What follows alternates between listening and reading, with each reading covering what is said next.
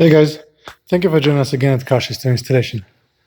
We're going to show you backup camera and a front camera installed on a BMW Z4 2014, and we've used the OEM screen to display the images.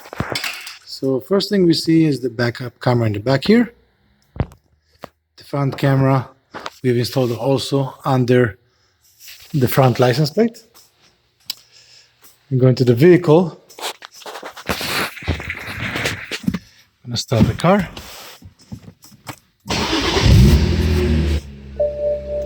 Screen will go up. Put the vehicle in reverse.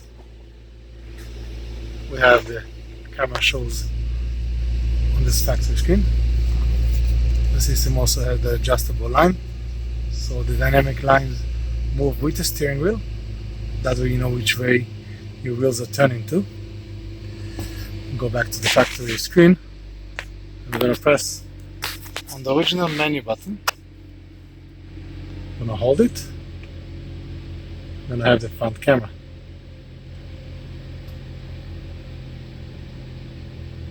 The interference that we see is from the phone, not on the camera itself.